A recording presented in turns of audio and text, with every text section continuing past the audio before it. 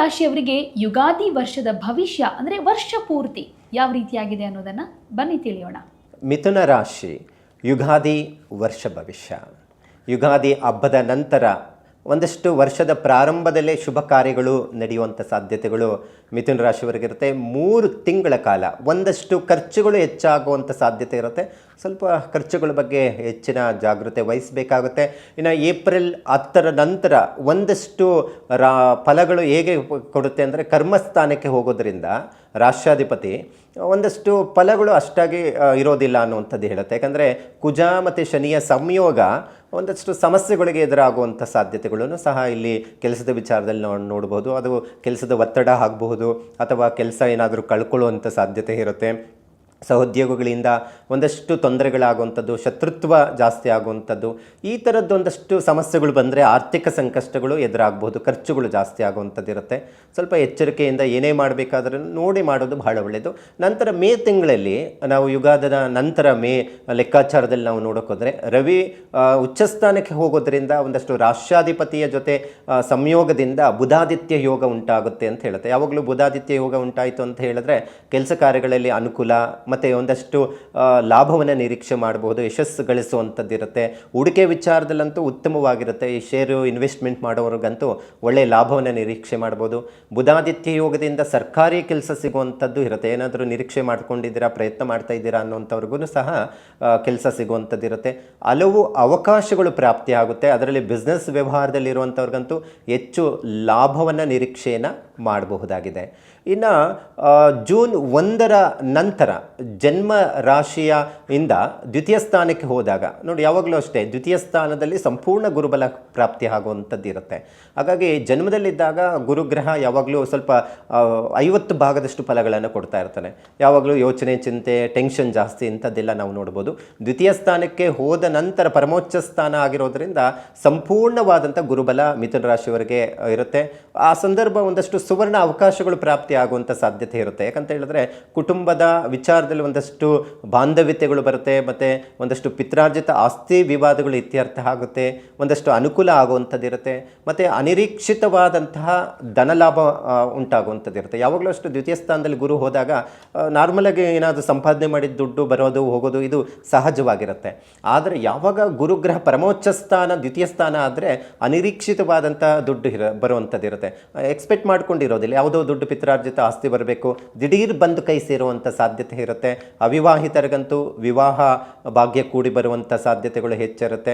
ಒಂದಷ್ಟು ದೊಡ್ಡ ಮಟ್ಟಿಗೆ ಬದಲಾವಣೆ ಕಾಣುವಂತಹದ್ದು ಜೂನ್ 1ರ ನಂತರ ಮಿಥುನ ರಾಶಿಯವರಿಗೆ ಕಾಣುವಂಥದ್ದು ಇರುತ್ತೆ. ಇನ್ನು ವೃತ್ತಿ ಜೀವನದಲ್ಲಿ ಒಂದಷ್ಟು ಬದಲಾವಣೆ ಸಾಧ್ಯತೆಗಳೂ ಇದೆ ಅಂತಲೇ ಹೇಳ್ಬೋದು. ಯಾಕಂತ ಹೇಳಿದ್ರೆ ಏನಾದರೂ ಇರೋ ಕೆಲಸದಲ್ಲಿ ಉತ್ತಮ ಒಂದಷ್ಟು ಅಧಿಕಾರ ಸ್ಥಾನ ಸಿಗುವಂಥದ್ದು ಆಗ್ಬೋದು, ಅಥವಾ ಇರೋ ಕೆಲಸದ ಬಿಟ್ಟು ಬೇರೆ ಕೆಲಸಕ್ಕೆ ಹೋದಾಗ ಇನ್ನಷ್ಟು ಅಭಿವೃದ್ಧಿ ಆಗಬಹುದು ಅಂತಲೇ ಹೇಳ್ಬೋದು. ಮತ್ತು ಜುಲೈ ತಿಂಗಳಲ್ಲಿ ಹೇಗಿರುತ್ತೆ ಅಂತ ನಾವು ನೋಡೋಕೆ ಹೋದರೆ, ಬುಧ ವಕ್ರಿಯಾಗಿ ಸ್ವಕ್ಷೇತ್ರದಲ್ಲೇ ಇರೋದರಿಂದ ಒಂದಷ್ಟು ರವಿ ದ್ವಿತೀಯ ಸ್ಥಾನದಲ್ಲಿ ಇರುವಂಥದ್ದು ಮತ್ತು ಪರಮೋಚ್ಚ ಸ್ಥಾನದಲ್ಲಿರುವಂತಹ ಗುರುವಿನ ಜೊತೆ ಸಂಯೋಗ ಹೊಂದಿದೆ ಅಂತ ಹೇಳಿದರೆ ಒಂದಷ್ಟು ದೀರ್ಘಕಾಲದವರೆಗೂ ಒಂದಷ್ಟು ಹಣದ ವಿಚಾರಕ್ಕೆ ಸಂಬಂಧಪಟ್ಟಂತಹದ್ದು ಒಂದಷ್ಟು ಅನುಕೂಲ ಆಗುವಂಥ ಸಾಧ್ಯತೆಗಳನ್ನು ಇಲ್ಲಿ ಕಾಣಬಹುದು ಅಂತ ಹೇಳ್ಬೋದು. ಮತ್ತು ರಾಹು ಹೊಸ ವರ್ಷದ ಒಂದಷ್ಟು ಲೆಕ್ಕಾಚಾರದಲ್ಲಿ ನಾವು ನೋಡೋಕೆ ಹೋದರೆ, ಹೊಸ ವರ್ಷದಿಂದಲೇ ರಾಹುಗ್ರಹ ನವಮ ಸ್ಥಾನದಲ್ಲಿ ಇರುತ್ತೆ. ಇದರಿಂದ ಒಂದಷ್ಟು ಪವಿತ್ರವಾದಂತಹ ಒಂದಷ್ಟು ಯೋಗಗಳನ್ನು ಕೊಡುವಂಥದ್ದು ಇರುತ್ತೆ. ತೀರ್ಥಯಾತ್ರೆ ಹೋಗುವಂಥದ್ದು, ಪೂಜೆ ಪುನಸ್ಕಾರಗಳಿಗೆ ಹೆಚ್ಚು ಒಲವನ್ನು ಕೊಡುವಂಥ ಸಾಧ್ಯತೆಗಳು ಕಂಡುಬರುತ್ತೆ. ಇನ್ನು ಅದ್ರ ಜೊತೆಗೆ ಉನ್ನತ ಶಿಕ್ಷಣಕ್ಕೋಸ್ಕರ ವಿದೇಶಕ್ಕೆ ಏನಾದರೂ ಪ್ರಯತ್ನ ಮಾಡುವಂಥವರು ಸಹ ಈ ವರ್ಷದಲ್ಲಿ ಮಿಥುನ ರಾಶಿಯವರಿಗೆ ಹೋಗುವಂಥ ಸಾಧ್ಯತೆ ಇರುತ್ತೆ. ಇನ್ನು 3ನೇ ಮನೆಯಲ್ಲಿ ಕೇತು ಒಂದಷ್ಟು ಉಪಸ್ಥಿತಿ ಇರೋದರಿಂದ ಒಂದಷ್ಟು ಅಡ್ಡಿ ಆತಂಕಗಳು ಆಗಬಹುದು. ಆದರೆ ಆ ಥರ ನಿರ್ಧಾರಗಳನ್ನು ತೆಗೆದುಕೊಳ್ಬೇಡಿ, ಒಂದಷ್ಟು ಕೆಲಸ ಕಾರ್ಯಗಳು ಆಗುವಂಥ ಸಾಧ್ಯತೆ ಇರುತ್ತೆ. ಇನ್ನು ಗುರು ಅಕ್ಟೋಬರ್ 31ರ ನಂತರ ತಾತ್ಕಾಲಿಕವಾಗಿ ಗುರು ಬದಲಾವಣೆ ಆಗೋದರಿಂದ ಮಿಥುನ ರಾಶಿಯವರಿಗೆ ಒಂದಷ್ಟು ಸಮಸ್ಯೆಗಳು ಎದುರಾಗಬಹುದು. ಅದೊಂದು ಸ್ವಲ್ಪ ನೋಡ್ಕೋಬೇಕಾಗುತ್ತೆ. ಅಕ್ಟೋಬರ್ ಒಳಗಡೆನೇ ಏನೇ ಕೆಲಸ ಕಾರ್ಯಗಳನ್ನು ಮಾಡಿದ್ರೆ ಉತ್ತಮವಾಗಿರುತ್ತೆ. ನಂತರ ವ್ಯವಹಾರದಲ್ಲಿ ಒಂದಷ್ಟು ತೊಂದರೆಗಳು ಆಗಬಹುದು. ಯಾವುದೇ ಸರಿಯಾದಂತಹ ನಿರ್ಧಾರಗಳು ಇರೋದಿಲ್ಲ.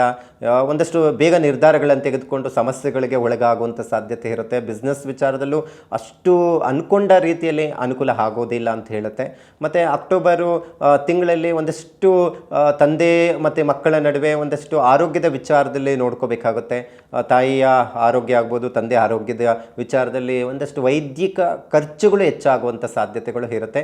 ಯಾವಾಗ 31ನೇ ತಾರೀಕು ಗುರು ಬದಲಾವಣೆ ಆಗುತ್ತೋ ಆನಂತರ ಒಂದಷ್ಟು ಸಮಸ್ಯೆಗಳು ಹೇಗೆ ಬರುತ್ತೆ ಅಂತ ಹೇಳಿದ್ರೆ ಒಂದಷ್ಟು ಕೆಲಸ ಕಾರ್ಯಗಳಿಗೆ ಅಡೆತಡೆಗಳು ಉಂಟಾಗುವಂಥ ಸಾಧ್ಯತೆಗಳು ಕಂಡುಬರುತ್ತೆ.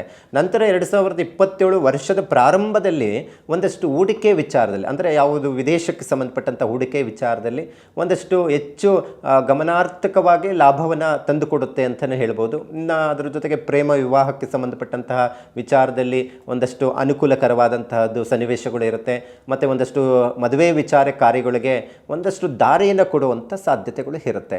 ಒಟ್ಟಾರೆ ಮಿಥುನ ರಾಶಿಯವರಿಗೆ ಪ್ರಾರಂಭದಲ್ಲಿ ಒಂದಷ್ಟು ನಿಧಾನ ಕೆಲಸಗಳು ಆದ್ರೂ ಈ ಗುರು ಬದಲಾವಣೆ ವಿಚಾರದಲ್ಲಿ ಮತ್ತು ರಾಷ್ಟ್ರಾಧಿಪತಿ ಬದಲಾವಣೆ ವಿಚಾರದಲ್ಲಿ ಅಥವಾ ಬುಧಾದಿತ್ಯ ಯೋಗದಿಂದ ಒಂದಷ್ಟು ಯುಗಾದಿಯ ನಂತರ ಒಳ್ಳೆಯ ದಿನಗಳನ್ನು ನೋಡಬಹುದು ಅನ್ನುವಂಥದ್ದನ್ನು ಇಲ್ಲಿ ಕಾಣಬಹುದು.